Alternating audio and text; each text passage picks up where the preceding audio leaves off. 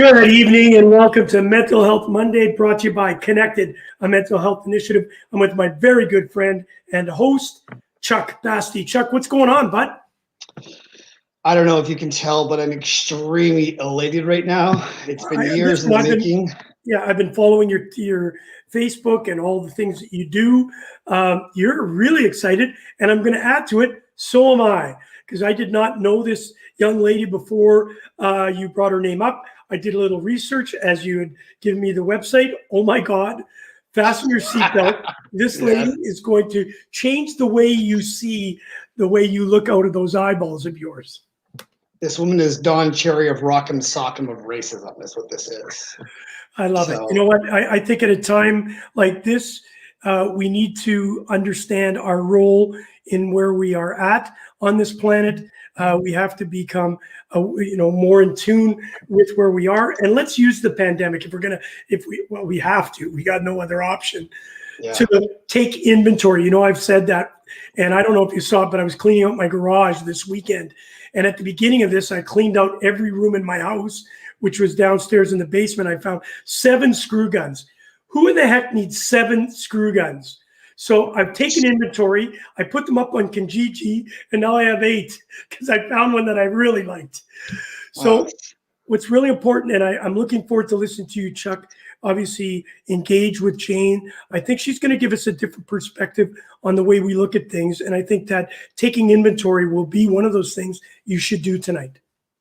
Yeah, and let's start this off powerfully, because this is not the purpose of the show is not to white shame. This isn't at all to throw shade against people for their skin color.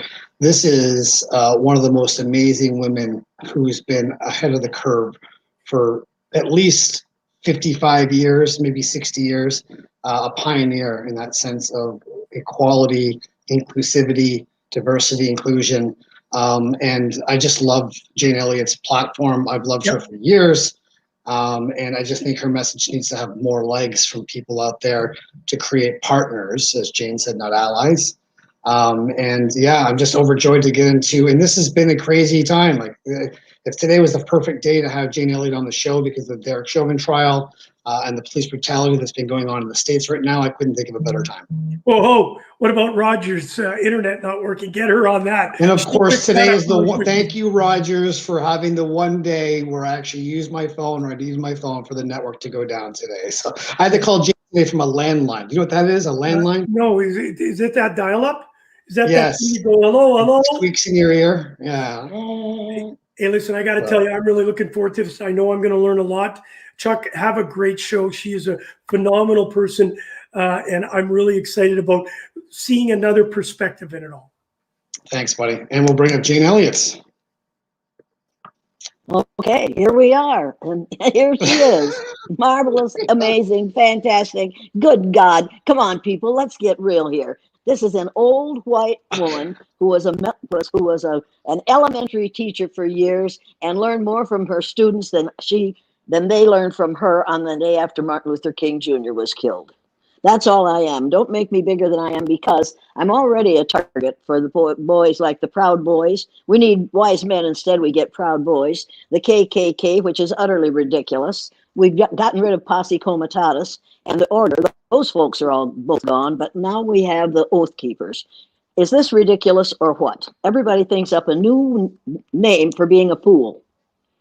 And the pandemic, we've had pandemic in this country for 4 years called Trump virus. Right.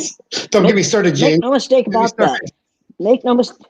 Yeah, well, we have to name it like it is instead of the way people would like to think of it as being a pandemic. No, we have had a pandemic in this country for 4 years. We're over it now. Hopefully we will get over it within 30 years, but it will take us 30 years to repair the damage that's been done to all of us in the last 4 years. Yeah. So what are we talking about here?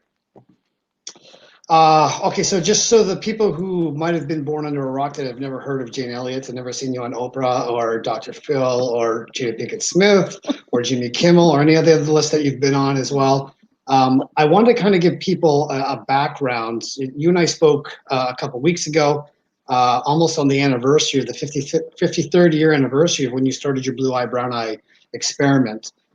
some people who haven't seen that experiment, I thought we could just take a couple minutes just to educate them about what that experiment was and kind of give them a little background of how you started that after Dr. King was assassinated on April the 4th, 1968, and then how that's led you here. All right, but what I did was not an experiment. What I did was create a microcosm of society in my third grade classroom the day after Martin Luther King Jr. was killed, because he had been one of our heroes of the month in February, along with, unfortunately, George Washington, who owned slaves, bought and sold people for money, Abraham Lincoln, who refused to free the slaves until he absolutely had to, Daniel Boone, who was guilty of taking over natives' property, killing those who didn't agree with him, and continuing to own that property even though he didn't own it, and Davy Crockett, who died killing Mexicans as we tried to take over part of their land. Now, those are our heroes of the month in February, along with Martin Luther King Jr. Martin, we were going to learn the Sioux Indian prayer the next day that says, "Oh, great spirit, keep me from ever judging a man until I've walked a mile in his moccasins." I went home that night with the teepee that my previous year's third graders had made stuck under my arm. We were going to put it up in the classroom the next day. We're going to paint it with Indian symbols and sing Indian songs and read Indian poetry. And as I walked up to my door, I opened my door, the telephone was ringing. I answered the telephone. It was my sister. She said, "Is your television on?" I said, "No." "You better turn it on." "Why?" "Because they shot him." I said, "Who'd we shoot this time?" Sort of laughing because we were in a shooting mood at that time. And she said, "Martin Luther King Jr." And then everything stopped. I swear to you, for a few seconds, the world stopped spinning for me, because he had been one of our heroes of the month in February, and he was dead at the hands of an assassin in April, on the 5th of April. And I knew on the 4th of April, this would happen, we learned about it on the 5th, but on the 4th of April, he was dead. So I turned on television. I washed and dried the teepee. I put the kids to bed. I sat down, I sat on the living room floor, was ironing the teepee, and there was Walter Cronkite saying to 3 leaders of the black community, when our leader was killed, his widow held us together. And I thought, oh my God. And then he said, "Who's going to keep your people in line?" And I thought, good Lord, does he think that JFK was the leader only of white people? His widow held us together. See how strong she is and how weak we are. Who's going to keep your people in line? Up until that very moment, I thought that black people were my people. I thought we were all members of the same race. I was absolutely furious. So I changed the channel, and there sat Dan Rather saying to 2 black males, "Don't you Negroes think you should feel sympathy for us white people, because we can't feel the anger at this killing that you Negroes can?" And I thought, that's it. That's it. We aren't studying the Indian unit tomorrow. Tomorrow we're going to learn the Sioux Indian prayer that says, "Oh, great spirit, keep me from ever judging a man until I've walked a mile in his moccasins." But I'm going to arrange to have that prayer answered for them. I decided at that moment that the next morning I was going to do what we do in this country on a daily basis. I was going to pick out a group of people on the basis of a physical characteristic over which they have absolutely no control. I was going to assign negative traits to them because of that physical characteristic and that physical characteristic alone.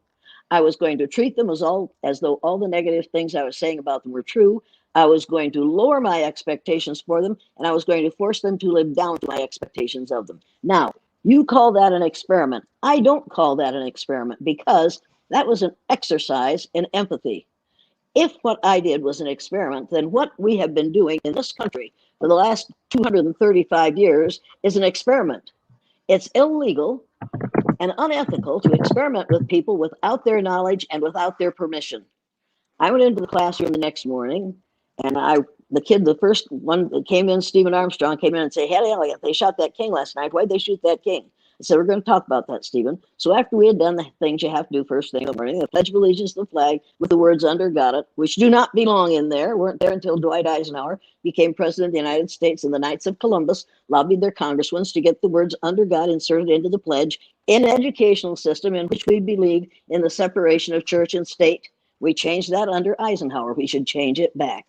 We talked about and we sang "God Bless America," which is a hymn. You can't sing that in the school legally, but we did it because it feels good.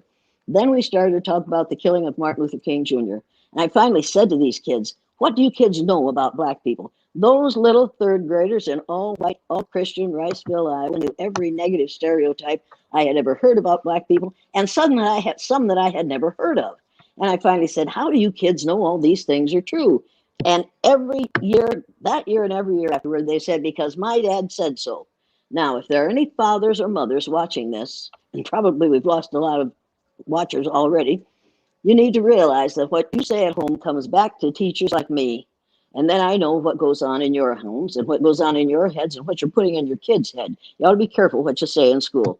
I learned so much that day. I separated those kids according to the color of their eyes. They said they'd like to do that because everything we do in my classroom is fun. They said, yeah, let's do that. Let's do that. I said, okay. All right, now I'm blue-eyed. Most of the students in this room are blue-eyed, so blue-eyed people are going to be on the bottom the first day. They said, what do you mean? I said, I mean, blue-eyed people are as smart as brown-eyed people. They're as clean as brown-eyed people. They're as civilized as brown-eyed people. You blue-eyed people take your desk and move them to the back of the room, and all you brown-eyed people move to the front. Got them all rearranged, and they said, now, we all know, and we've seen already, that blue-eyed people aren't as smart as brown-eyed people. And at that moment, I got my first real education. Little Debbie, brown-eyed Debbie, sitting in the front row, looked up at me and said, how come you're the teacher here if you got them blue eyes? And I thought, oh my God, that's the way it works. There it is. That 9-year-old child feels that she has the right to contradict me, to argue with me, to put me in my place because I don't have the right color eyes. This is how it works. What must it be to be a teacher of color who has to deal with children whose parents believe in the myth of more than one race, and they have to try to respect them, to respect their teacher, even in spite of what their parents have said about people who look like their teacher every day. Good Lord, how do they stand it? And then Alan Moss, blue-eyed Alan Moss in the back row said, oh, Debbie, if she didn't have them blue eyes, she'd be the principal or the superintendent. They're both brown-eyed. I thought, there's my Uncle Tom. He's blue-eyed, but he's defending what she's being, agreeing with it, but disagreeing at the same time. He's all messed up. People, we're all messed up. I couldn't believe what happened that day. I had taken all kinds of child psychology courses in order to become a teacher. Things happened in that room that I had read about, that I'd been told about, but I had never experienced. I had in my room that year 4 brown-eyed dyslexic boys. They could not read at the 3rd grade level when they came to my classroom until they had the right color eyes. And on that day, those 4 brown-eyed dyslexic boys read words I knew they couldn't read and spelled words I knew they couldn't spell. And at the end of the day, Billy came up and said, Miss Elliott, where's my spelling paper? I said, what do you want it for, Billy? He said, I want to take it home and show it to my mother. She thinks I can't spell, and I can. And he started to cry, and so did I, because he didn't find out until April 5th of his 3rd grade year that he could be a speller. And I didn't find out either because he was living down to my expectations of him.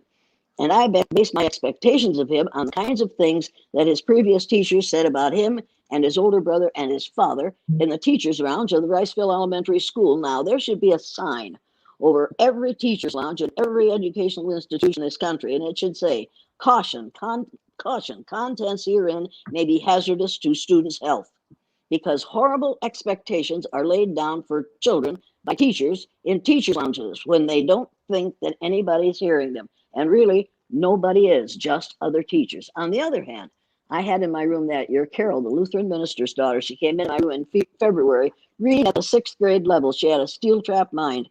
She had never multiplied. I taught her how to multiply in the first 15 minutes in math class, the first day she was in my classroom. After that, she never made a mistake in multiplication again until the day she had the wrong color eyes. And on that day, that brilliant child walked with her shoulders hunched as if to ward off an expected blow. She stumbled when she crossed the classroom. She made mistakes in reading. She made mistakes in spelling, and she forgot how to multiply. She came in from recess crying. I said, what's going on here? As she walked across the playground, 2 brown-eyed Debbies and a brown-eyed Cindy stepped in behind her. One of them reached up, struck her across the back with her forearm, and when Carol turned around, Debbie said to her, now you have to apologize to me for getting in my way, because I'm better than you are. And Carol apologized and came in crying. That would never have happened in my classroom if I had not introduced racism based on eye color into my classroom. And make no mistake about this. What happens between people of color and colorless people in this country would never have happened if we had not deliberately introduced racism into this country when we came here. We brought it with us.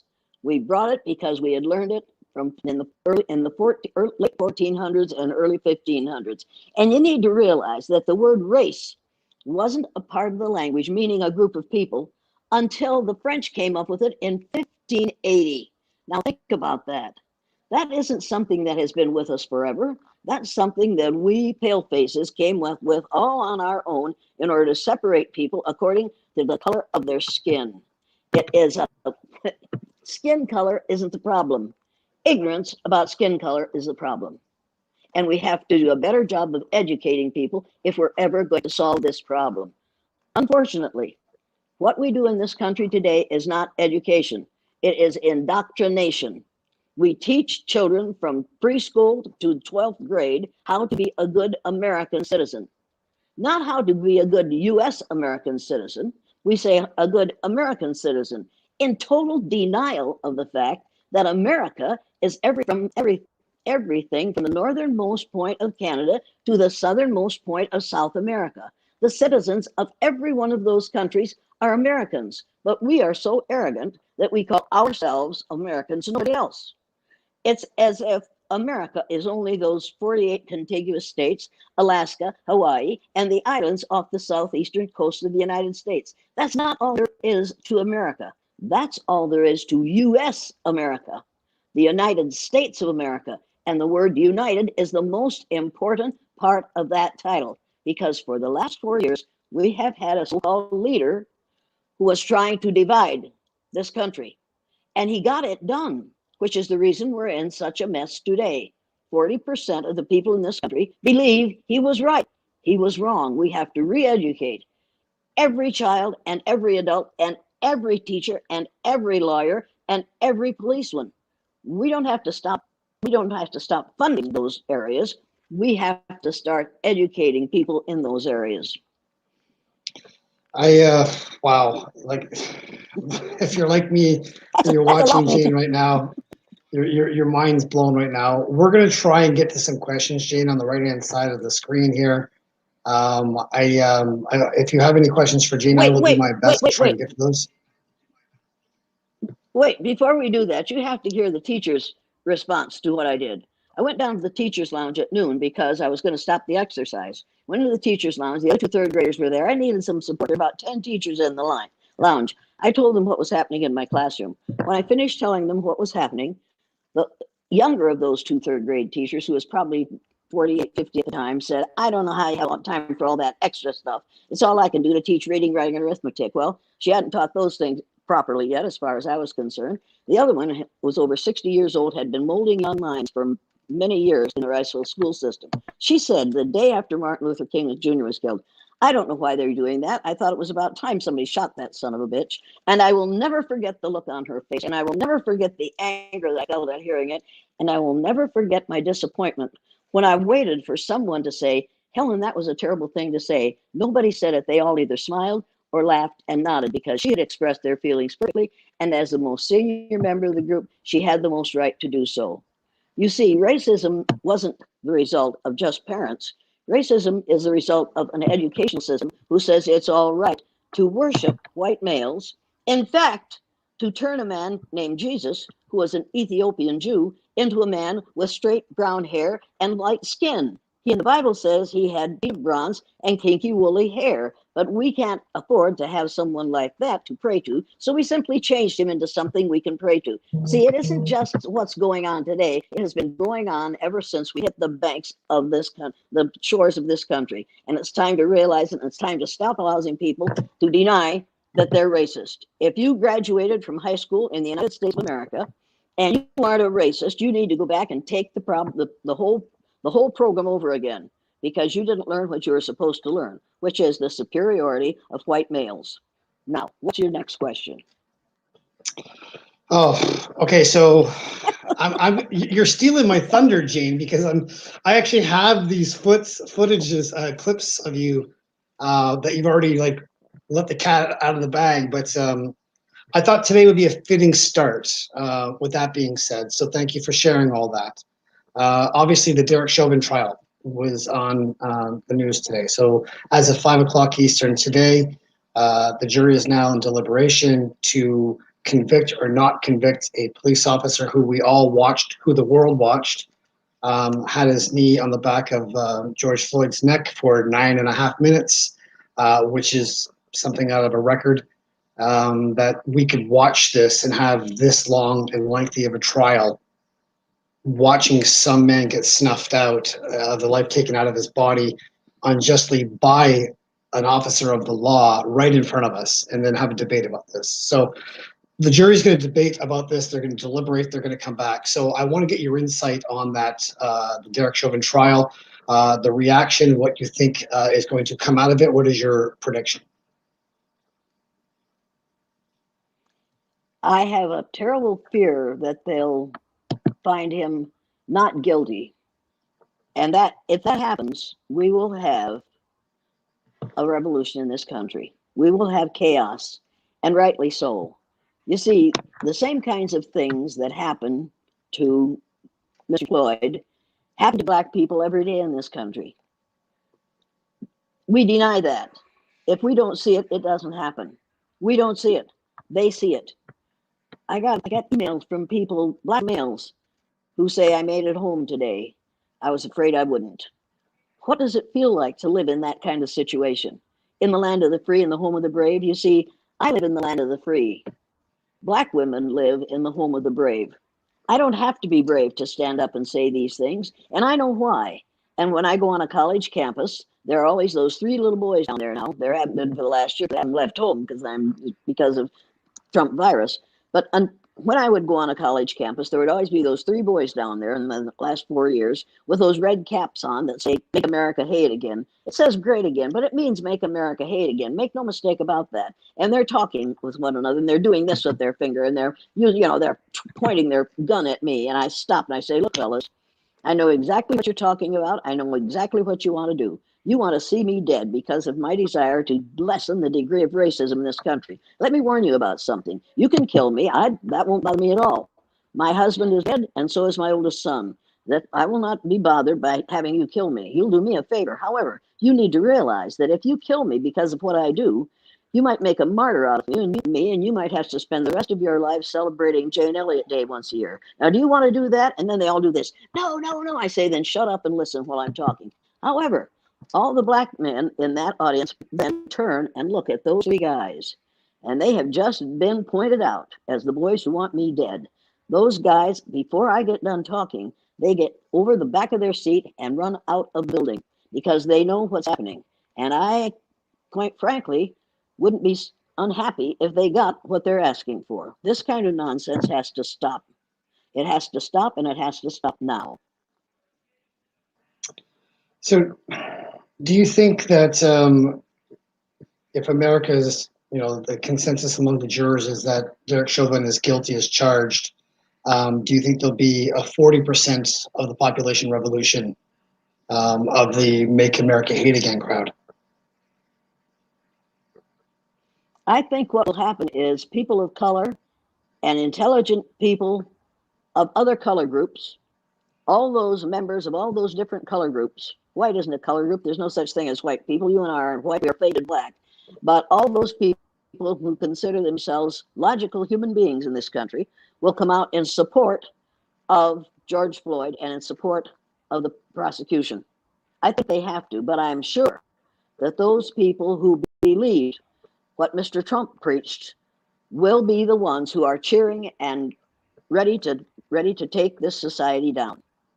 Right now, we're in a situation where we have a whole group of people, Proud Boys. We need wise men. We get Proud Boys. KKK, they should have been done away with years ago. Oath Keepers, come on. QAnon, those groups have no business telling the rest of us how to live in the land of the free and the home of the brave. I'm afraid we could lose. When Mr. Trump was president, we came very close to losing our democracy. If Joe Biden doesn't stand steady, and if the government, if the people who care in the House of Representatives and the Senate care about this country, they'll put a stop to this. They have the power to put a stop to this. Now let's see if they do it. Our future depends on them doing it. Make no mistake about that. You see, yeah. I was born in 1933. That's the year Adolf Hitler came to power. Mm-hmm. From 1933 until 1945, I watched my father just infuriated by what Hitler was doing in Germany and all over Europe. Get through that, get through the Depression, get through the Second World War, get through the Korean War, get through all of these things. And then suddenly, 4 years ago, 4.5, 5 years ago, I was looking at something that reminded me of what Hitler did. I thought, this is Hitlerian. No, that can't be done. No. It's my imagination. I'm exaggerating. And then I read the book, When at Times the Mob is Swayed by Bert Newborn.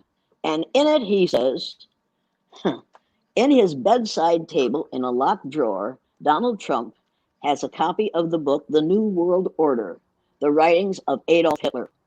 And then Mr. Newborn goes on to describe how Mr. Trump has set up this government, what he plans for this government to be what Adolf Hitler did in Germany and the rest of Europe. If you think I'm lying about it, get the book When at Times the Mob is Swayed and read it. And then you'll realize that we came very close to a really ugly situation in this country. What happened when they invaded the Capitol in January 6th? The young people watching that are going to remember that the way I remember when the Nazis invaded and what we went through for 12 years. They're going to remember that. And when somebody else comes up who acts like Mr. Trump did and like the people around him did, they're going to say to themselves, whoa, back the truck up. We went through this in 2021. We're not going to do this again. And they'll put a stop to it. I honestly believe that may have been a horrible thing. It was horrible. It was ugly. It was disgusting. But the young people who watched that happen are going to remember it, and when they see it happening again, they're going to put a stop to it. I hope to God that you're right. Okay, so the next thing I want to get to right now, Jane, is there's this week's been a ton of insight starting now to trickle through a shift, slowly.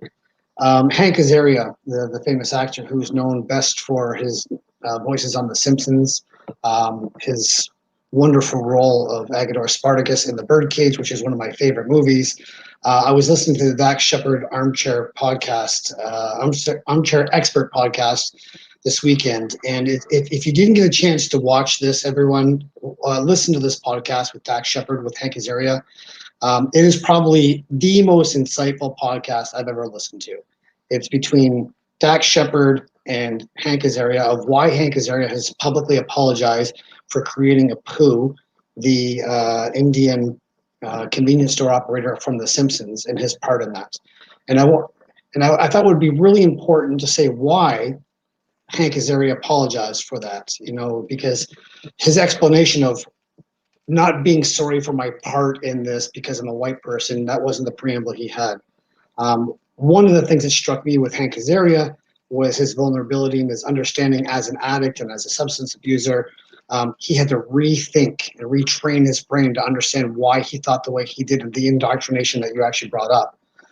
So that was one of the things that I thought was poignant for, white people to take part inside of their error, of their ways, explain what they were doing, apologize, and then try and make amends for moving forward and create an example of that as well. So are you familiar with Hank Azaria and his apology about playing Apu? No, I'm sorry, I'm not. I've been dealing with this. Oh, Yes. mercy. I have been doing podcasts or other things for ever since May. I've been busy doing this, which says to me that there is a need in this country, in corporations, for retraining their people and retraining the owners and retraining the people who are contributing to this problem. And the people who are contributing to this problem are not those actors on television who are making mistakes. It is those people who are running the show, who are paying people to make those mistakes. If you haven't read the book, The System by Robert Rice, you better get it and read it and realize where this whole thing is, why this whole thing is happening, who is financing it, and who is promoting it. You have to read that book, and you'll find out that about 196 people who are members of the Business Roundtable are promoting the kinds of things that separate us, that divide us, so that those corporations make more money and the rest of us keep on working for them. We have reinstituted the robber barons in this country. It's absolutely shameful. More than shameful, it could be a disaster for this country if we don't wake up.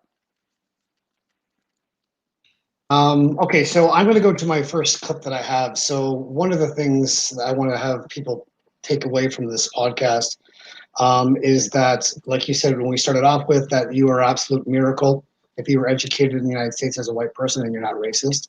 So Jordan, can we roll clip number 1, 2 of Jane talking about this online? We're just gonna get this booted up as well. Just before we get that booted up, there's some comments here that we'll get to after this clip.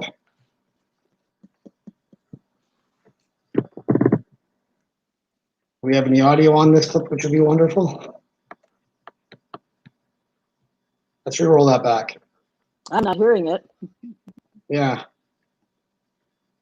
Well, while we're just waiting to get that queued up, one of the things you're actually mentioning this is that we're a miracle if we're not indoctrinated as being racist as a white person in America too. So the clip that I have there, we'll try and get that jumped up in a second. While we're waiting for that, I just want to kind of go to a couple comments on the side. There is Sarah Hall, who's a dear friend of mine, coming on board with her comment. Jane, thank you so much. When you asked all those years ago if we could stand, if we would be treated the same as a black person, is it really all that different between being asked if we could be treated like George Floyd or any of the mass shooters across the U.S. that are white? Very poignant. But we would say in answer to that, we wouldn't treat anybody that way. We treat people, we do what you call an experiment on people of color all day, every day in this country, and we get away with it because we have the power to get away with it. And the reason we get away with it now, and the reason we're doing it now, is because we melanemic, and we got to stop saying white because we aren't white, we're melanemic. If you don't have enough iron in your blood to keep you healthy, you're anemic. If you don't have enough melanin in your skin to keep your skin safe from the onset of sunlight, there must be melanemic. We melanemic people know that within 30 years, and it's going to be less than 30 years now, melanemic people are going to be a numerical minority in the United States of America. Now, that is the reason for the election of a Trump. That is the reason for the presence in our lives of the Proud Boys, QAnon, Oath Keepers, KKK. They are all mostly, the vast majority of them are white males who are scared to death of what's going to happen to them when people of color have the power. They need to get over that fear. After I did that exercise with my blue-eyed people on the bottom the first day and my brown-eyed people on the bottom the second day, then on Tuesday, before we discussed the exercise at all, they wrote little 4-paragraph compositions, and then we got in a circle and I said, look, well, the day you blue-eyed boys were on the bottom, you said you were going to get even with the brown-eyed people. Why didn't you do that? And they said, because we found out how it feels to be on the bottom, and we didn't want to make anybody feel the way we felt when we were on the bottom.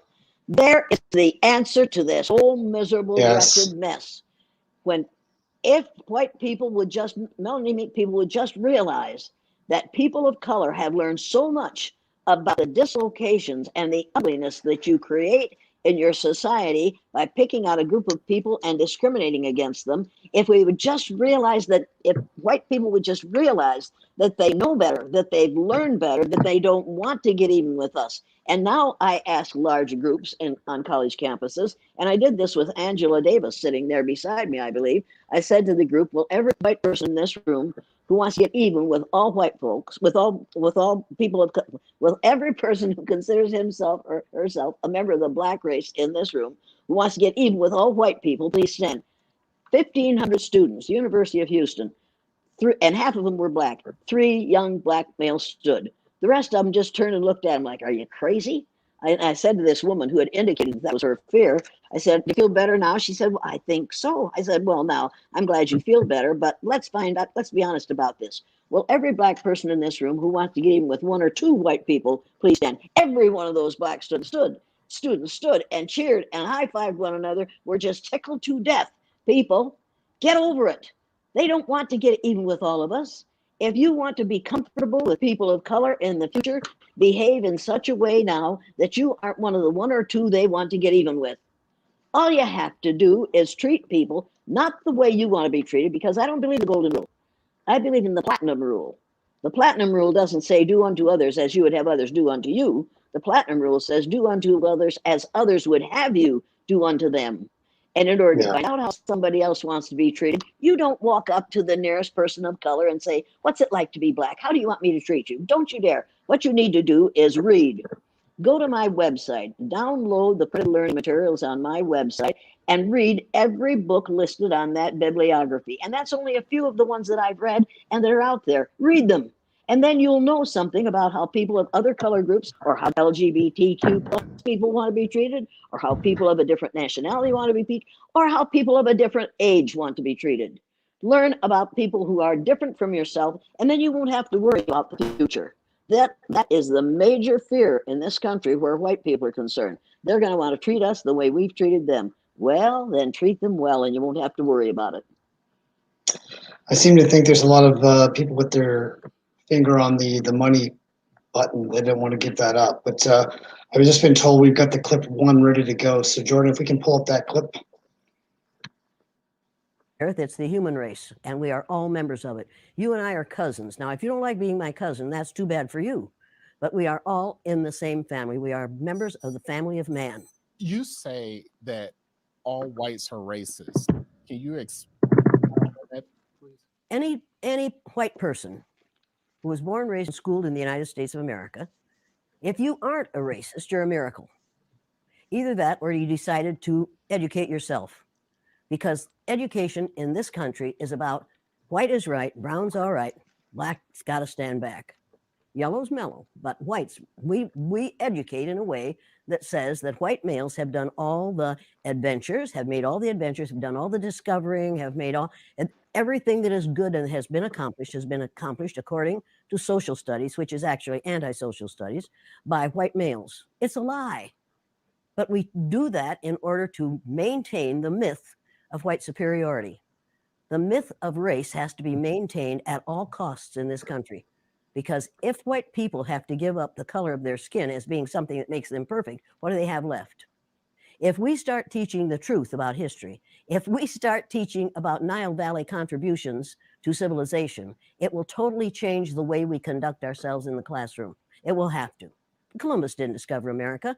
You can't discover a place where people are already living. But we celebrate that every October. It's a lie. We need to get over. We need to stop telling the myths and start telling the truth. So when you tell people that they're racist, Okay, Jordan, let's just cut that out there. So I mean, there's so much there that I want to unpack as well. So I don't think white people understand how deeply systemic racism goes, and I think when we're brought up in that goldfish bowl, we don't really realize how cloudy the water is, because we've always grown up in a cloudy goldfish bowl. And when someone's trying to point out about this, it's contrary to our belief system of what we've been taught inside of that. So it's very hard for us to release this belief system, that we have this entitlement, or we have this privilege, or that our lights are better for whatever reason because our skin color is that. I know that I had a big pushback from that. I watched your blue-eyed, brown-eyed experiment about 15 years ago, and I will have full disclosure. I thought you were an absolute, just bitch, if I can say the word line. And that was my first initial Good. Let's reaction. wait. Yeah. Wait, let's deal with that. That's the word that is most often used to apply to me. Every time I do something that makes white males angry, that's they the reason call why I me a used bitch. it. And Yes. Hey, but you see, for me, that's not. I say thank you, because for me, bitch is an acronym for being in total control, honey. Yeah. And when women are in total control, the man that is there calls them that word to take their control out of their hands. Power And away, at that of course. Point, yes, and I say, you're out of control, aren't you, darling? But I can take care of that for you. And then I whip out my little Lorena Bobbitt fruit knife. Now, the minute I say I use the bitch word on purpose, because that's the first word that came to my male mind of how I was indoctrinated, of what your pushback was, what your energy was. And the film that I saw, or the footage I saw, was that one, I'm going to guess she's like 14 or 15-year-old female at the back of the room that was just crying uncontrollably, and she was just like, no, I won't leave the room, and you won't do this, and and that, to me, I was just like, wow, look at the nerve on this teacher. Wow, she's making this student cry, because that's the way I was brought up. Yes, how dare I make that poor young girl cry? She was a college student. She isn't 15 years old. She's a college student, and she came in with an air. Oh, yes, that was a college class. And she came in prepared to turn things upside down because that is Yeah. her, the way she gets along. Well, I'm sorry. Nobody is allowed to come in and turn things upside down in my workshops. I'm the boss. I have all the power and I can put them out anytime I want to. But I don't put them out, but oftentimes somebody leaves because white males, particularly, cannot stand being treated for an hour and a half the way we treat people of color for a lifetime. They can't stand it for an hour and a half. And that girl It's just left because she arrogant. couldn't take it. Yeah. It's just But arrogant. it's And not I only think arrogant, that's, it's no. There's more than arrogance here. There's ignorance. It's ignorance. And when you're in college now, you go through Peggy McIntosh's list of white privileges. And that's where this business about privilege comes from. She wrote a list in 1987 of all the privileges that she has as a white person. Now, it's based on a faulty premise because number one, we aren't white. You can see my shirt, it's white. You can see my hair, it's white. My skin is not white. I don't know any white people. I only know people who are shades of brown. But here is this list of privileges based on her race. Now, evidently, she thought at that time that there are several different races. They need to change the title of that page. They need to call that a list of unearned privileges based on ignorance about skin color. We've got to get over the idea that we have these privileges because of the color of our skin, which is not white. And she keeps saying, because of my race, because of my race, because of my race. No, she's a member of my race. She's a member of your race. She's a member of the same race that Joe Louis was a member of. You know? So I this is want to go to ridiculous. I want to go to my second point because my kid's watching here, my daughter Kennedy, and one of the greatest things that she taught me is when she was going to daycare. She was a 3-year-old at the time, and she just had this capacity as a 3-year-old to love everybody. And there was 2 children in her daycare. One was a little boy of color, and the other one had Down syndrome. And neither one of them could speak. They were developmentally delayed, obviously, respectively. Inside of that, my daughter learned sign language. We were teaching her sign language, and she taught the Down syndrome boy, his name was Morley, and taught him how to sign his name. So she said Morley. And I just asked her, why she did that. She said, because he just needs more love. And as a 3-year-old, that was inherently understood in her that we were all the same, that we were all connected together. And we have to learn to hate. And I want to go to clip number 2, Jordan, if you could pull this up, because this is you in a clip talking about why do we hate as well. So roll this, Jordan. Why do we hate? We hate because we're taught to hate. We hate because we're ignorant. We're the product of ignorant people who have been taught an ignorant thing, which is that there are 4 or 5 different races. There are not 4 or 5 different races. There's only one race on the face of the earth, and we're all members of that race, the human race. But we have separated people into races so that some of us can see ourselves as superior to the others. We thought it would work, I guess. It hasn't worked. It has been bad for everyone. But it's time to get over this business. There is no gene for racism. There's no gene for bigotry. You're not born a bigot. You have to learn to be a bigot. Anything you learn, you can unlearn. It's time to unlearn our bigotry. It's time to get over this thing, and we best get over it pretty soon. I'm an educator, and it is my business as an educator to lead people out of ignorance. The ignorance of thinking that you're better or worse than someone else because of the amount of a pigment in your skin. Pigmentation in your skin has nothing to do with intelligence or with your worth as a human being. It's time to get over that. So with that clip going up there, Jane, I want to ask you, how do we educate people out of ignorance and change the entire systematic racism block that we face in North America or in the world? Well, we stop telling the lie and start telling the truth. We get the book, Nile Valley Contributions to Civilization. We show it to our children. We showed our children a map that shows the countries of the world, the land masses of the earth, in their true proportion, their true size, and their true location. We do that. We go to my website and we download the printed learning materials. The first is a set of typical statements that white folks make that think they aren't racist. You go through those typical statements, check those that you would agree with, and then you read the clarifications of those statements and realize why you shouldn't say them and how they are perceived by the people who are on the receiving end of that. We are suffering from self-imposed ignorance.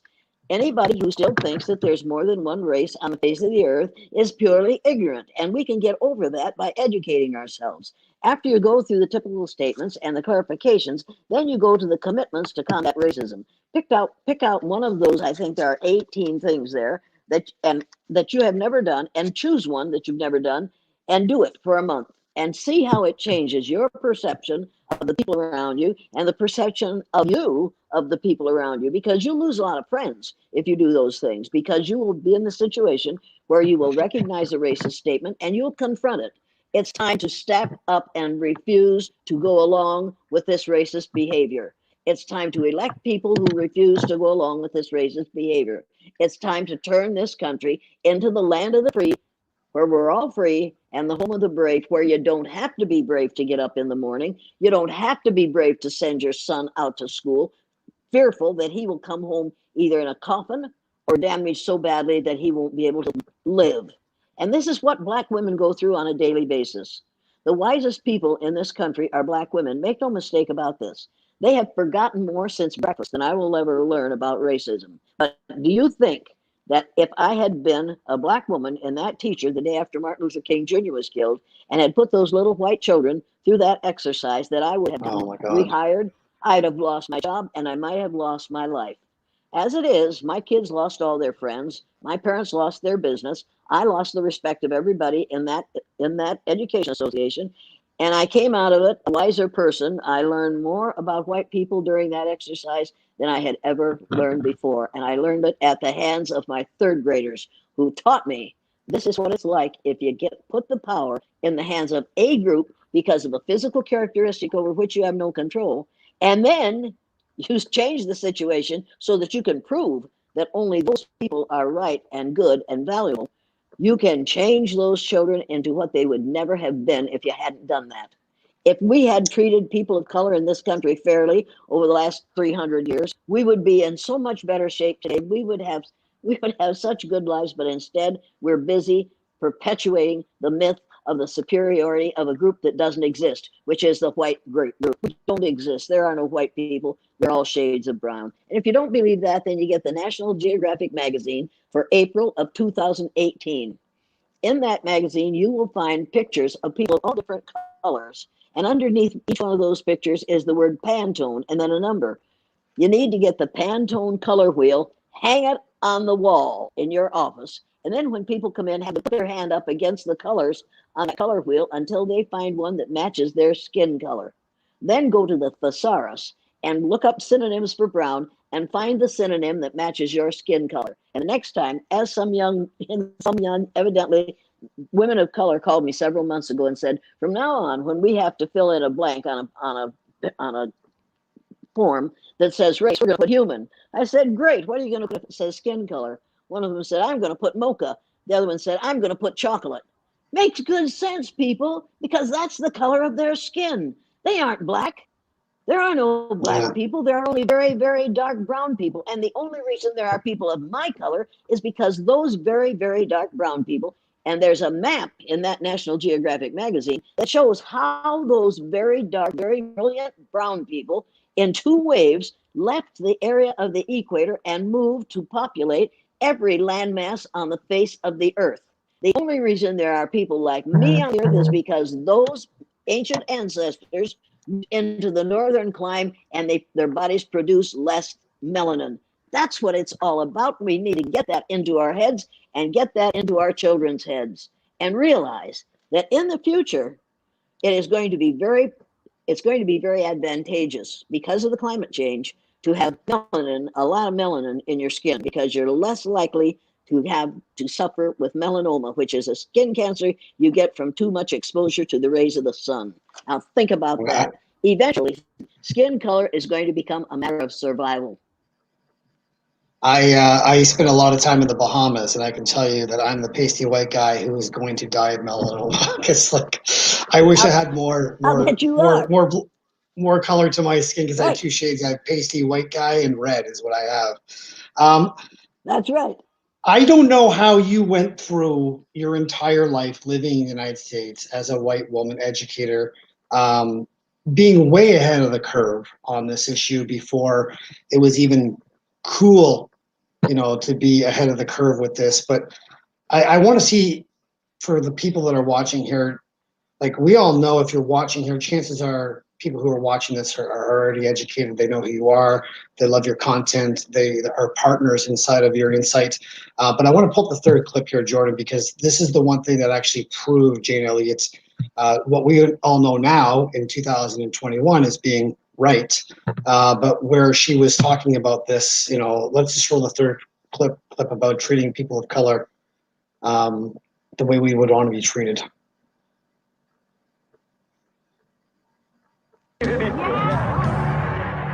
I want every white person in this room who would be happy to be treated as this society in general treats our citizens, our black citizens.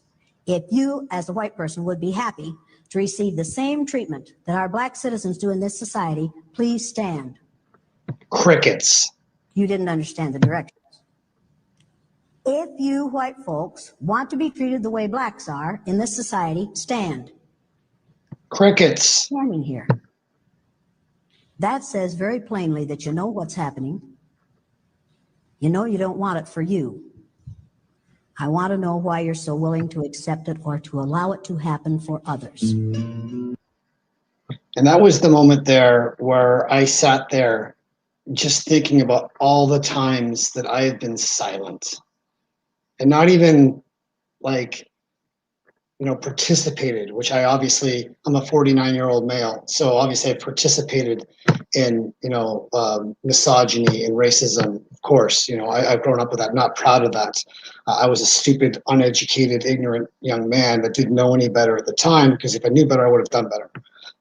But in the moment that clip came up, I felt a bigger degree of shame for all the times that I was silent, because I lacked the courage to say anything or to correct somebody. I've got two friends of color that have been wonderful educators to me. One is a shamer, and the other one has been wonderful in educating me and asking me questions by saying, Chuck, so can I ask you a question? Why do you believe that? Or how do you think somebody else, a person of color, might see that? And lovingly, he's been able to educate me, allowing me to actually not be defensive about this. And I'm so thankful for Steve Benjamin in my life, because he's been able to just give me that empathy that I've lacked as a male. Like, I don't think males, generalization, I don't think males are really great at empathy anyway. Especially white males aren't great at empathy.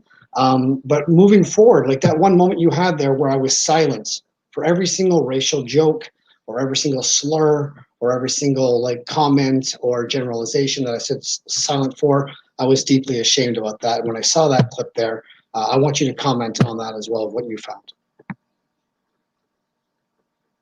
Those 11 people who stood on the sidewalk and watched that man choke that George Floyd to death will have to live with that for the rest of their lives. They'll have to live with that for the rest of their lives.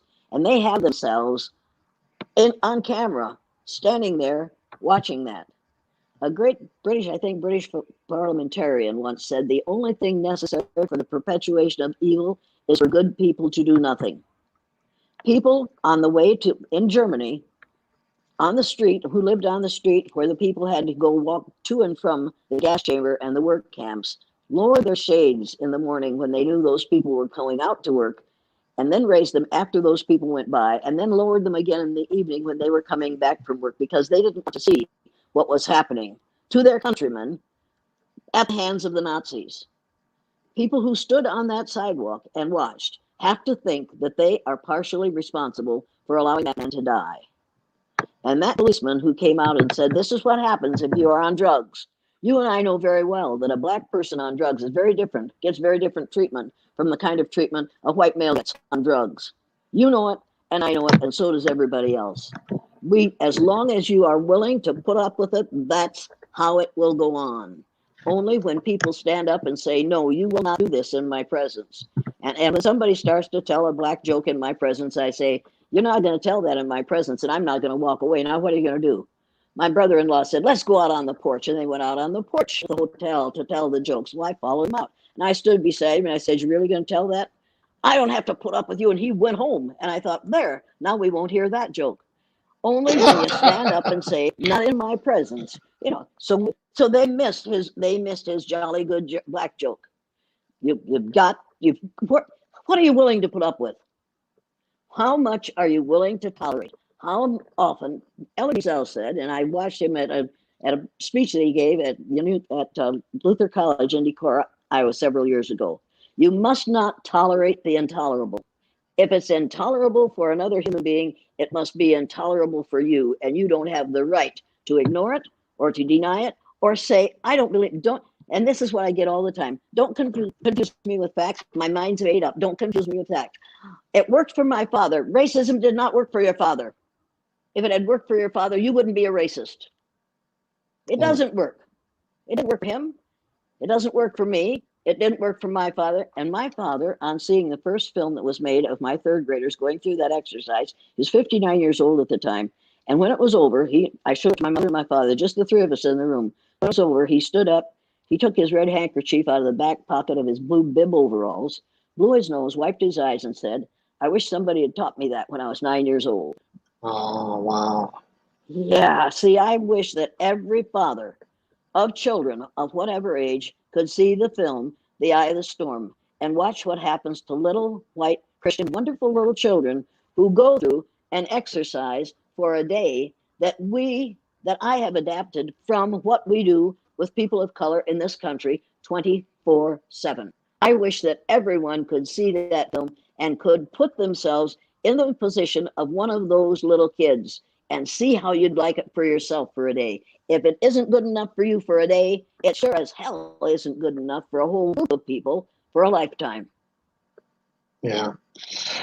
We have a few minutes left on the show as well. So I wanted to ask you the most important question that I've always said if I got you on my show. I was dying to ask you. You and I had spoken about this a couple of weeks ago. I used the word, how do you create allies? And you corrected me and said, no, we're not allies, we're partners. So how is it as we as, as white people can create partnerships with marginalized people, with people of color, for anybody that is being discriminated against or treated unequally or without equity inside of that? How can we create partners inside of this human experience? We have to join with them and hope that they'll accept us in order to change this situation. And we have to stay with it for the long haul. One of the main problems for white women is we'll jump onto an issue and we'll stay with it for 6 months, a year, maybe 2 years. And if it isn't solved, then we'll jump off that and jump onto something else. You get your name in the paper that way, but you don't make a difference. We have to stick with this. We have to teach it to everyone that we're in contact with. We have to make it our life's work to destroy the myth of several different races and to accept every human being on the face of the earth as related to us. Every human being on the face of the earth comes from the same people that I came from. I'm a descendant of their ancestors and they're a descendant of my ancestors. And we have to get that into our heads. The first modern human beings, those Homo sapiens, by the time they had been on the face of the earth 40 or 50,000 years, all of Neanderthal, Peking man, Java man had disappeared from the face of the earth. However, they mated with some of them, so there are people on the face of the earth who are part Neanderthal.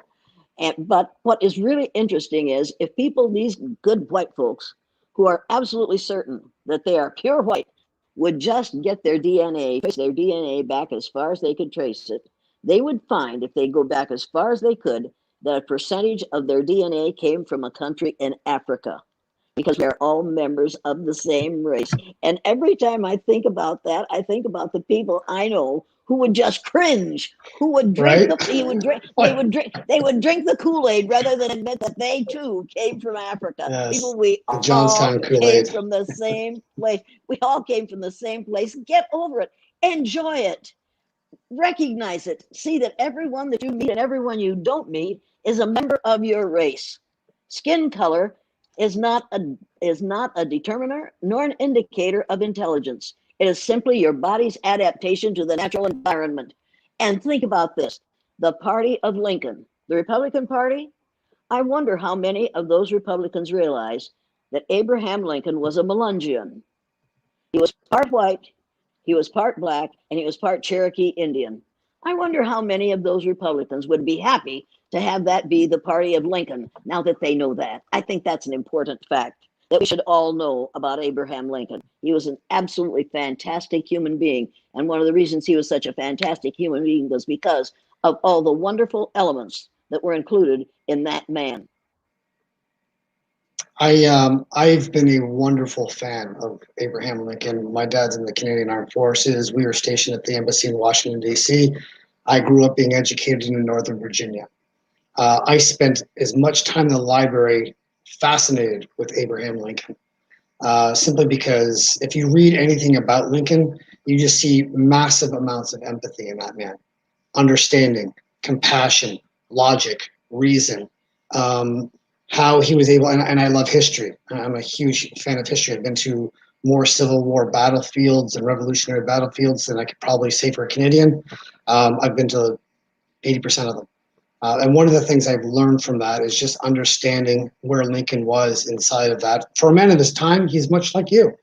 You know, a unicorn way ahead of his time, you know, for being an advocate for what we now look as being normal or logical. But like you said, you know, generation from now, American kids are going to grow up understanding that the insurrection, that the Trump supporters were, you know, ran the Capitol on January the 6th, you know, that was an absolute treasonous action of white people with their last kick at the can of trying to keep their hand on that power button, using the last card that they can possibly throw it on as a Trump card to hold on to that with absolute pure desperation, and then being able to justify it, you know, moving forward in collective whole with the Republican Party right now, which in my opinion, I think is not going to make it. I don't think they're going to have the wherewithal to withstand, you know, the last 4 years of Trump, moving forward with the integration of what the majority of Americans see as being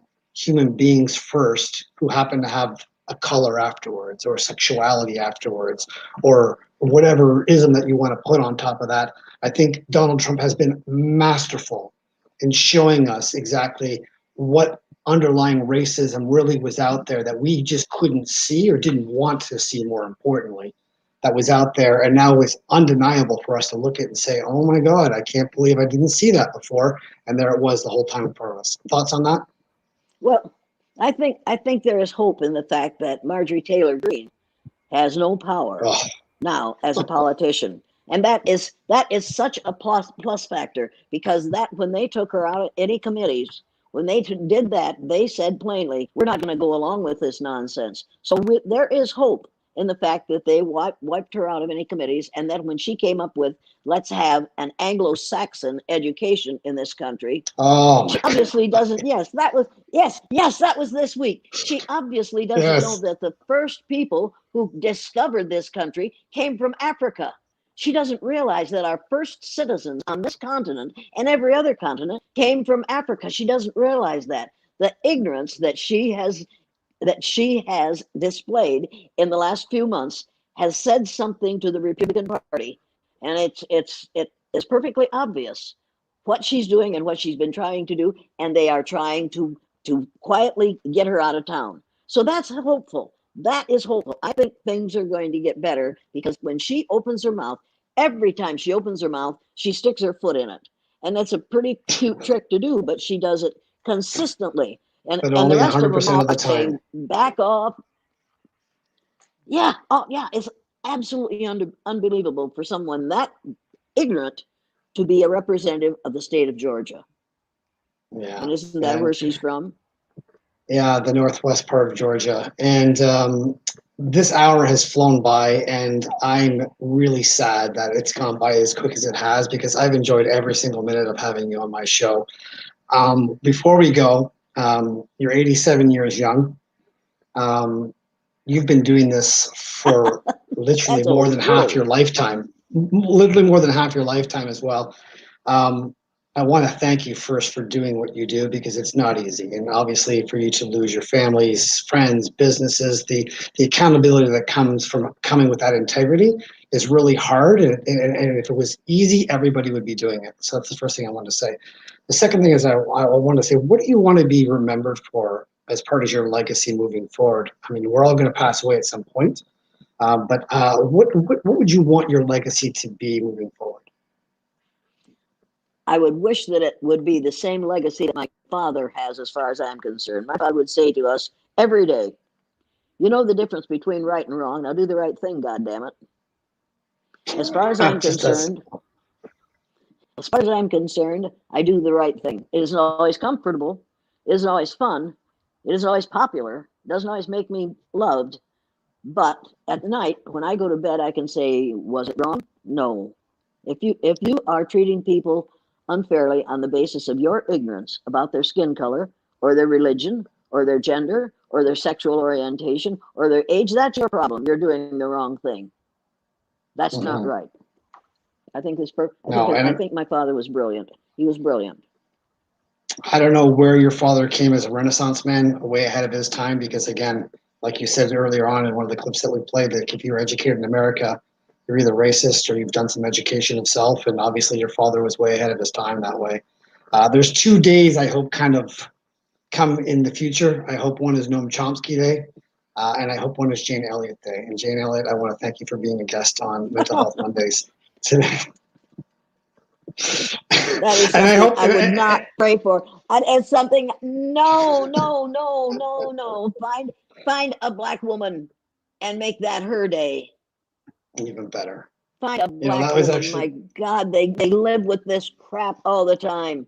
Think of a black woman and have her on, and she can tell you the truth about what it's like to live this way. For the love of heaven, do not make a hero out of a white woman. Don't ever do that. Because what I do doesn't take any courage. What I do doesn't take any stamina. It just takes guts. I got those in copious amounts, but it doesn't. Yes, I'm not afraid of someone killing me. If they try that now, no, I've got guts. But do not, you belittle, when you call me courageous, you belittle the black men who have to send their sons out every morning, not knowing whether they'll come home alive. If they walk across a park with something in their hand that some policeman thinks might be a gun, they can be shot for that. You think that what I do takes courage? Yes. You think what I do takes courage? No. You are minimizing the courage of black women. Don't do that. Do not do that.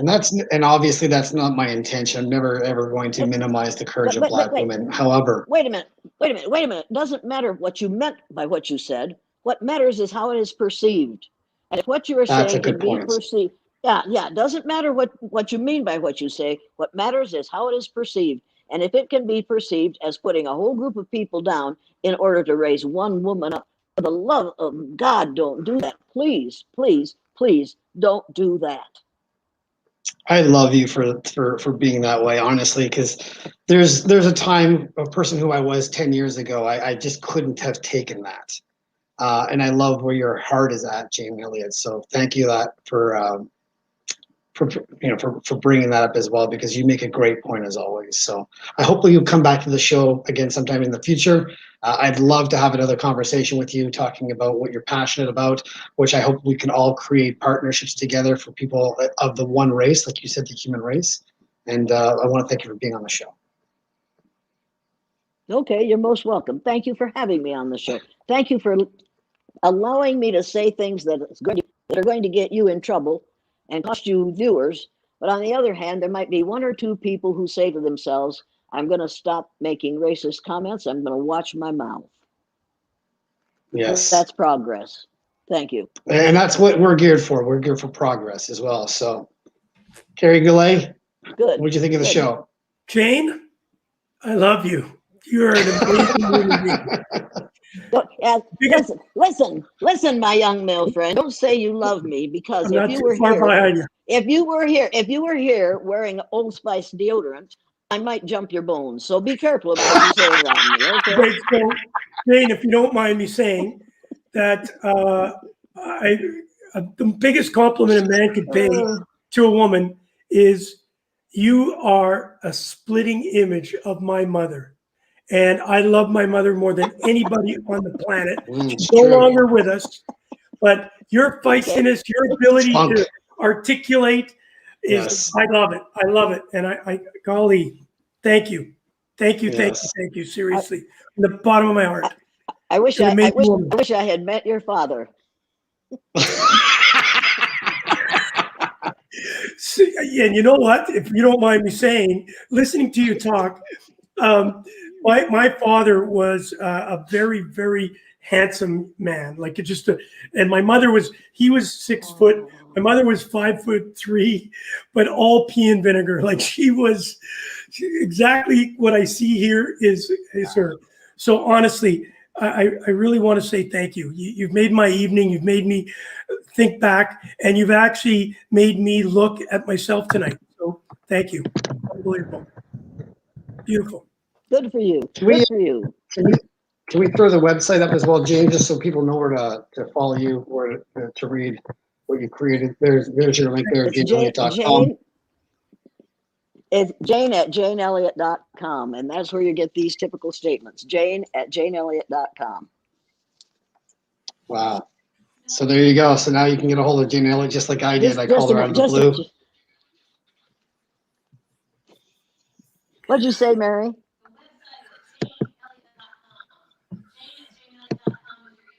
Oh, just a minute. Mary, say it. I can't hear you.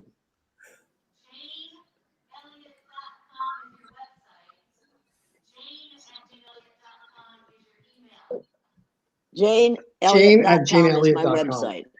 Jane, Yeah, can we I got ask that. you a question? Do you what, like, do you go on internet and you do all that sort of stuff? Do I what? Do you go, like, what do you call it? I don't even know what you call it. Surf the internet. Surf on the internet and answer your emails. I answer my emails. I even answer those that tell me they're going to do some ugly thing to me. And now I say, and I'm sending this to the people who are making the documentary about me so that they can put this in the documentary. And then that person doesn't write to me again for a long time. Did you say you were 78? 87. 87. I turned 78. That means I'm 87. I'm 87. My goodness, my mother. Okay, you're beautiful. I love it. I'm going to watch. Unbelievable. Chuck, thank you. I got to thank you. Yeah, unbelievable is what I am. Yeah. Okay. Chuck, I've looked forward to this day for a really Chuck, long thank time. you. Gary, I thank you. Thank you. Okay. All right. Now we've done this. Bye, Okay. Jane. All right. Unbelievable. I got it. Unbelievable. I've looked forward to this day for I don't know how many years. I reached out to Jane probably 2 or 3 years ago. I was really surprised, that she picked up her phone at the time, which was a cell phone. That she's, and we started this preamble as well. And I just reached out to her now, and I gotta say, like, normally somebody else would correct you. I gotta interrupt. Yeah. I gotta interrupt you. Did you meet Mama Gooch? No, I never did. Oh my God, splitting image. And the verbiage, the way she articulated, the way she spoke is. I honestly, I'm gonna find a video of my mother and Jane, and unbelievable. Like I'm so taken back of the fact that unbelievable. That's all I can say. Thank you. I can say that I've. Donna knows my mother well. Sorry, go ahead. Donna knows my mother well, so look what she wrote. She does remind me of your mom. There's Sarah Hall is telling me that there's a friend of ours. Her name is Faith, and Faith reminds me of her as well. But she's yeah. So she's obviously, I haven't done as much research as you are, or the due diligence, and I'm going to do that now. She's inspired me to do that, and so unbelievable the references that she makes. And of course, I played over in Germany, and what she was talking about. I went to Dachau and Auschwitz, and she's spot on when the Hitler comment. I know people are going to, there are going to be haters, of course, and that sort of stuff. But what's absolutely amazing is how factual she is, how spot on she is. When you think about it, and you take and you peel away the onion, I guess, the layers of this onion, and you understand how amazing her perspective is when you think about it. And you and I've said this before. I like her analogy of saying, we are one race, right? The human race, and yet we do judge by color. And I'm not white. She's absolutely right. I'm not white. I'm not white. Right? You know, and I had the chance That's to. why I wore to a visit, blue shirt, so I wouldn't look. I had the chance to visit Auschwitz as well, and I Unbelievable. spent a day there, and it was probably one of the worst days of my life and one of the best days of my life, because I looked around at the grandiosity of just the endless acreage of Auschwitz and just realized that this couldn't have been built in a short period of time. So that over accumulation of a long period of time, over years, somebody had to be silent to watch this get built into this horrible like death camp that they created. And like I said, it's not the people that are absolutely overtly racist or bigoted or prejudiced. It's the silence of people that's Absolutely. deafening out there that enables the racism to carry on, because the silencers are the ones that can take a stand and be partners for marginalized people to make a difference for all of us as human beings, having we're souls having a human experience here. We need to drop the isms that we all come out with and treat each other horribly, because it's just an illusion. Like, we're not white, we don't have a gender, we don't have a height, we don't have eye color. We're souls having human experience. So, and when she spoke about, the people, well, they went to work, and I got to go to Dachau with my father, and as we walked into Dachau, I actually got goosebumps thinking about it myself now. My father was a historian and loved to. We visited something that he despised, yet we had to go. And when we walked in there, just the aura, just the crying of the people, you could just hear voices, and walking through this place, real quickly, I apologize for, I'm not taking up your show, but I think she's really enlightened me. So I recall driving to Dachau the first time. It was a Monday, and my dad really wanted to go. And I can remember, just think about this for a second. And we get to the door, they're closed on Mondays. So I had to get my dad. I did the old piggyback. I got him up onto the fence just to look over. And that was because we were only in Munich for the day. So it was only 3 years later, because I played hockey over there, that we went back, and we went there on a Tuesday because we knew Monday they were closed. And that seeing the blood river, going into the chambers where I don't even want to. The fact of the matter is that we, the people, allowed that. And what was crazy about it, the Germans, not all Germans, but Germans, had lampshades made out of people's skin. Yeah. Like, it's just. That just goes, when I was looking in that, when I was sitting there, I was journaling in Auschwitz and sitting in front of the last part of the train track that led to the gas chambers. I was really left with, like, this is how horrible we are in our worst moments, that we've created all this simply by a difference of an illusion of what we see as perception of somebody else versus who we are. And Jane's right, that is absolutely learned. My 3-year-old daughter didn't learn what hate was. She had to be taught what hate was. She had that capacity, just as every single person who's been indoctrinated didn't have that. So she was inclusive of everybody. And we need to learn that. We need to, if we can learn it, we can unlearn it. And I think that's one of the things from the show that we should take away, is that if you've learned this, you can unlearn it. The takeaway I took from it is that, don't praise her, don't put her up on a pedestal. It's not her day. God, and she said, don't use the word courage. I'm trying to think of another word for her other than courage. She said guts. She said guts. Yeah, and guts is a very, to be her. And guts. This time, at this moment in time, at 87 years old, and to stand up and actually wake us up. Wow. Yeah. Unbelievable. I've got it. And I was saying Jane Elliott Day, because that's the day she said that the martyrs were going to make with her as Jane Elliott Day as well. So I was kind of throwing a little caution to the wind with that. Well, but she deserves it. She deserves it. What, she's sharper than a thumbtack. When she got on a roll, it was from the heart. And Chuck, an amazing show. Thank you for bringing that to Connected Mental Health. You've been an amazing host tonight. And I think there's going to be, you know what? If you don't mind, let's bring Jordan in. Hi, Jordan. How are you, buddy? You got caught with your mic behind you. Hey, guys.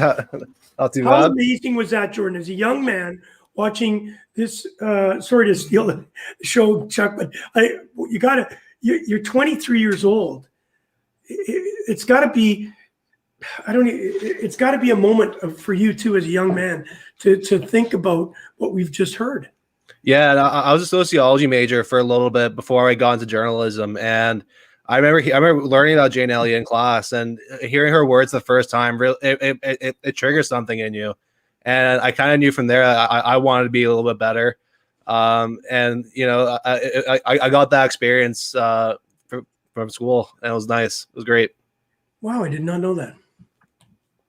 Yeah, and like I said to Jane, like when I first saw that blue eye, brown eye exercise, I was beside myself with rage at who Jane Elliott was, because I just didn't understand. And yet my knee-jerk gut reaction was to make her wrong for the exercise. And then when I fully understood it, I was just like, oh, good God, I'm such an ass. Like, I just did not even see that. That's how blinded my knee-jerk reaction is, just to be defensive, to, you know, jump into ego, to be righteous about me being right about something that I was completely ignorant about knowing it, and just smug. You know, it's just like it was a really big eye-opening moment for me to see that with Jane Elliott. Like I said, it's been years in the making. I've interviewed, you know, some amazing guests in my 10 years podcasting, and I would have to say Jane Elliott was my number one person right now in 10 years that I've had the privilege of interviewing, and I'm just overjoyed she actually came on the show today. Unbelievable. Very well done. Dave Stubbs says, just like my grandma was. And you know what? They are the feistiness, and what I can't, and I just can't envision this. My mother would take on men 3 times her size. She would she didn't hold back. And I can remember times where my dad would have to kind of settle down, Cheryl, settle down, because they looked at her and they automatically, said, who are you? You're just some small woman, because she was a carpenter, right? She learned from her dad. So she was already shined upon, like looked down upon. You're a carpenter, you're 5'2", you can't even pick up a hammer, right? So she had that in her. But for Jane to take on the Pride Boys or whatever they're Proud Boys or whatever that name is, you know, the KKK. I'm sure she's had death threats. She has. She's had. And there's a Jane Elliott documentary coming out, and she didn't say when it's coming out, but I'll keep us all apprised to when it's coming out, because I'll be the first person in line to watch that documentary. But before we go, I wanted to just to say happy birthday to my sister today. It's her birthday today. All right. And the cell phone network from Rogers again has gone down, and like I haven't been able to reach out to her. I tried with the landline that I actually had, but of course, you know, millennials now have block calls if they don't see the caller. So Vicky, if you're watching today, I want to wish you happy birthday. I love you. And my kid, who's pretty close to going to bed right now, it's pretty funny because my daughter Kennedy is the biggest advocate that for the underdog that has been since she's been 3 years old, and she's telling me and educating me as I keep quiet in our phone calls or FaceTime. She's just like, well, Daddy, you know, like these are people too. And I'm like, oh, really? Tell me why. And she probably thinks I'm the biggest bigot in the world because I don't say, yeah, I know, because I want to understand how she sees things. I want to understand how she understands and perceives life, because her character is of the utmost importance to me as well. And I have to do very little educating with that because she just gets it. And I'm very thankful for that. So Kennedy, if you're watching, you should be going to bed right now, and I love you. Yes, we love you too. Happy birthday to your sister. Thank you for having us a part of your show tonight, Chuck. Phenomenal. Well done. Yes, and I just want to thank Sarah Hall as well for sharing this podcast tonight. Sarah, you're a wonderful friend of mine. You're a wonderful advocate for the underdog. And it tickled me pink that you've commented and you've taken Jane Elliott on my show to another level of sharing on Facebook and social media. So I want to thank you for your help on that too. So there you go. And I wish Jane Elliott, my one request is that she would just take acknowledgement a little better. It would make my job as the host of the podcast so much easier if she just said, thank you. Oh, that's very kind of you, or whatever like that too. Because obviously, I mean that in the kindest way as well. So that does it for Mental Health Mondays here for us. Thank you for tuning in. I know you could have been anywhere you wanted to be tonight. For the fact that you came and sat with us for an hour and 25 minutes, it tickles my heart, and hopefully the show will grow. If you can create partners out there for marginalized people or people of color or the LGBT community, please do so. Please understand them. Please get to know them. People are people. We are all souls having a human experience. Thank you for tuning in, and we will see you.